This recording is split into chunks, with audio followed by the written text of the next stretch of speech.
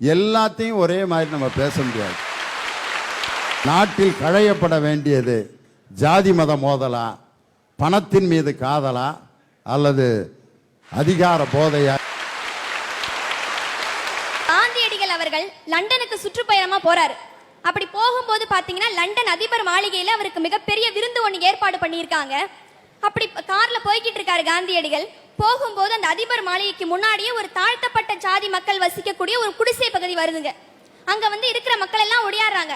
ஐயா, நீங்க எவ்வளவு பெரிய மகான், நீங்க எங்க பூமிக்கு வந்திருக்கீங்க, ரொம்ப சந்தோஷமா இருக்குங்க ஐயா, வந்ததே வந்துட்டீங்க, ஒரு வாய் சாப்பிட்டு போங்க அப்படின்னு சொல்றாங்க. அதுக்கு காந்தியடிகள் சொல்றாரு, இல்லைங்க, நான் வருவேன்னு சொல்லி எதிர்பார்த்து உங்க நாட்டு அதிபர் மாளிகையில எனக்காக விருந்து தடபடலாம் ஏற்பாடு செஞ்சு வச்சிருக்காங்க.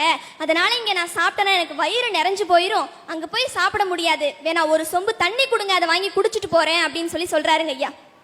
உடனே அந்த ஊர் மக்கள்லாம் ஒரு சொம்பு தண்ணி கொண்டு வந்து தராங்க, குடிச்சிடுறாரு.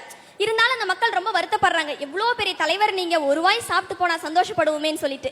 அதை குறிப்பால உணர்ந்த காந்தியடிகள் என்ன பண்றாரு அப்படின்னா, நீங்க சாப்பிடக்கூடிய சாப்பாட்டு தட்டு ஒன்று கொடுங்க, நான் எடுத்துட்டு போறேன்னு சொல்றாரு. அந்த மக்கள் அதிர்ச்சி அடைகிறாங்க. ஐயா, நாங்களாம் தாழ்த்தப்பட்ட ஜாதி மக்கள், நாங்க சாப்பிட்ற சாப்பாட்டு தட்டில் நீங்களாம் சாப்பிடக்கூடாதுன்னு சொல்லியும் அதை மீறி காந்தியடிகள் அந்த தட்டை வாங்கிட்டு போயிடுறாரு. அதிபர் மாளிகைக்குள்ளேயும் போயிட்டாரு. அங்க போய் பாத்தீங்கன்னா காந்தியடிகளுக்கு வெள்ளி தட்டுல வந்து உணவு பரிமாறுறாங்க. அப்படி பரிமாறும்போது அந்த உணவுகளை வேணான்னு சொல்லி காந்தியடிகள் தடுத்துட்டு இந்த தட்டை எடுத்து கொடுக்குறாரு. இந்தாங்க, இந்த தட்டுல எனக்கு உணவு போடுங்க அப்படின்னு சொன்ன உடனே அங்க இருக்கவங்களும் அதிர்ச்சியில் எந்திரிச்சிட்டு நின்றுட்டாங்க. ஐயா, இந்த தட்டுலாம் வந்து பாத்தீங்கன்னா கீழ்ந்த ஜாதிக்கார சாப்பிடக்கூடிய தட்டு, இதுல போய் நீங்க சாப்பிடலாமா அப்படின்னு கேட்ட உடனே காந்தியடிகள் என்ன தெரியுங்களா சொன்னாரு, ஏன் மனுஷன் அப்படின்னு யாரை நிர்ணயிக்கணும் அப்படின்னா அவன் ஜாதி மதத்தை வச்சு ஒரு மனுஷன் நிர்ணயிக்க கூடாதுங்க, அவனுடைய எண்ணத்தை வச்சுதான் மனுஷன் நிர்ணயிக்கணும்னு சொன்னாரே. இப்படிப்பட்ட பெரிய பெரிய மகான்களும் தலைவர்களும் கூட ஜாதி வெறி பார்க்காதப்பா, மதத்தை பார்க்காத, நம்ம எல்லாரும் ஒண்ணுக்கு ஒண்ணுன்னு சொல்லியும் இன்னைக்கு யாராவது கேட்கிறோமா? அதனாலதாங்க ஐயா சொல்றேன், நம்ம நாட்டுல உடனடியா களையப்பட வேண்டியது எது அப்படின்னா இந்த ஜாதி மத மோதலின். குடிசைவாசியே சொந்தக்காரன், நலிந்தவனே நண்பன், தோட்டியே தோழன் அப்படின்னு வாழ்ந்து பாருங்க, அதுதானே ஒரு இன்பமான வாழ்க்கை. ஐயா, ஒண்ணும் இல்லைங்க, ஒரு குடிசைவாசியை எடுத்துக்கோங்க, ஒரு பங்களா வீட்டுக்காரன் எடுத்துக்கோங்க. அந்த பங்களா வீட்டுக்காரன் வீட்டுக்கு முன்னாடி வந்து பாத்தீங்கன்னா குரோட்டன்ஸ் செடியை மாடலா வச்சு வளர்ப்பான்.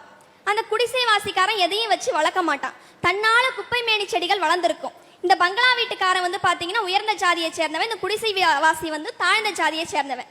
இந்த பங்களா வீட்டுக்கு முன்னாடி அவன் வச்சு வளர்த்திருக்க அந்த குரோட்டன்ஸ் செடி பார்க்கறதுக்கு நல்லா அருமையா அற்புதமா இருக்கும், பார்க்கவே கண்ணை பறிச்சுக்கிட்டு போற மாதிரி அழகா இருக்கும். அதே இந்த குடிசைவாசி வளர்க்காத தன்னால வளர்ந்து நிக்கிற அந்த குப்பை மேனி செடிகள் வந்து பார்க்க அழகா இருக்காது, ஆனா ஆயிரம் மருத்துவ குணங்கள் இருக்குங்க. இதுல இருந்து என்ன சொல்ல வரேன் அப்படின்னு பாத்தீங்கன்னா, நலிந்தவன் கூட, தாழ்த்தப்பட்ட ஜாதியிலிருந்து வந்தவன் கூட நம்ம நாட்டை வளர சாக்குவான், அவனாலையும் முடியும் அப்படின்னு சொன்னாங்களே. இதை சொன்னது யார் தெரியுங்களா? முத்தமிழ் அறிஞர் டாக்டர் கலைஞர் ஐயா அவர்கள். ஐயா, தப்பு செய்தவன் தண்டிக்கப்படாமல் இருக்க, தப்பு செய்தவன் தண்டிக்கப்படாமல் இருக்க, தப்பே செய்யாதவன் தண்டிக்கப்படுகிறான், ஏனெனில் அவன் ஒடுக்கப்பட்ட சமுதாயத்தை சேர்ந்தவன் என்பதால். இன்னைக்கு இப்படித்தானே போய்கிட்டு இருக்க நம்ம நாடு. அதனாலதாங்க சொல்றேன், நம்ம நாட்டுல உடனடியா களையப்பட வேண்டியது இந்த ஜாதி மத மோதலின். ஐயா, காதல்னா என்னன்னு தெரியுங்களா? என்னம்மா திடீர்னு இப்படி ஒரு கேள்வியை மேடையில் வச்சு என்னை கேட்ட? காதல் என்பது ஒரு குறிப்பிட்ட பருவத்தில் ஆணுக்கும் பெண்ணுக்கும் வரக்கூடிய ஒரு இயல்பான உணர்வு. காதல் என்பது என்னன்னு தெரியுங்களா? காதல் என்பது கெட்ட வார்த்தை அல்ல, அது அனைவரது மனதையும் தொட்ட வார்த்தைங்க ஐயா.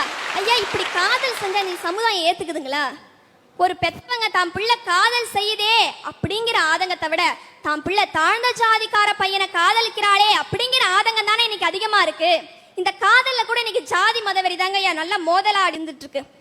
இதுக்குதான் ஒரு காதலன் அழகா பாடினா, காதல் என்றால் ஆழம் தானா, விழுந்தால் எழுவது கடினம் தானா, காதலர்கள் வேலை தவிப்பது தானா, கையவர்கள் வேலை பிரிப்பது தானா, லைலா மஜ்னு மறைந்தார் என்றால் புதைந்ததந்த உடல்கள் தானா, சிரிக்கும் அவர்கள் ஞாபகம் வந்தால் வாழ்வதந்த காதல் தானா, காலம் கூட மாறும் தானா, காதல் அழிவதில்லை தானா, காலம் கூட மாறும் தானா, காதல் அழிவதில்லை தானா, உலகம் உள்ள மட்டும் காதல் வாழ்வது மெய்தானா, என் மனசில் நீயே தானா, உன் மனசில் நானே தானா, நம் மனசில் காதல் தானா, சொல்லன்பே உண்மைதானா.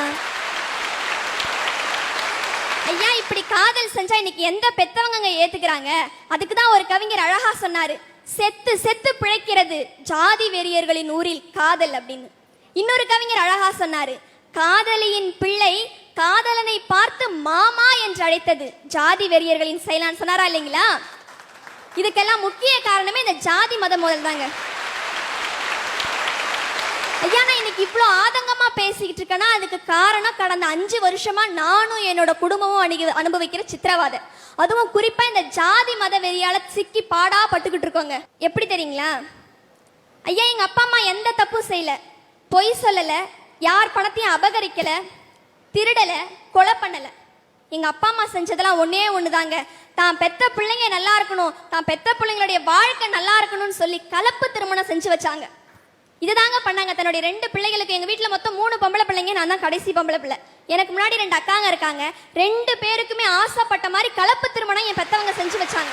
ஆனா அந்த ஒரே காரணத்துக்காக இன்னைக்கு எங்க சொந்த பந்தம் யாருமே எங்க கூட உறவுல இல்லைங்க, யாருமே பேசுறது இல்லை. இதுல இன்னொரு கொடுமையான ஒரு விஷயம் என்ன அப்படின்னு சொல்லி பாத்தீங்கன்னா, எங்க பக்கத்து வீட்டுக்காரங்க இருக்காங்க, எங்க அக்கம் பக்கத்தினருக்கும் யாருக்கூடயும் எங்களுக்கு பேச்சுவார்த்தை கிடையாது.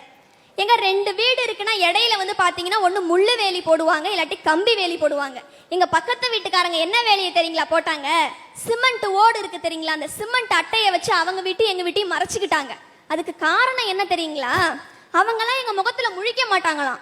ஏன்னா நாங்க எங்க வீட்டுல கலப்பு திருமணம் செஞ்சிருக்காங்களாம். அவங்க எங்க முகத்துல முழிச்சா நாளைக்கு அவங்க பிள்ளைங்களும் கலப்பு திருமணம் செஞ்சுக்குவாங்களாம்.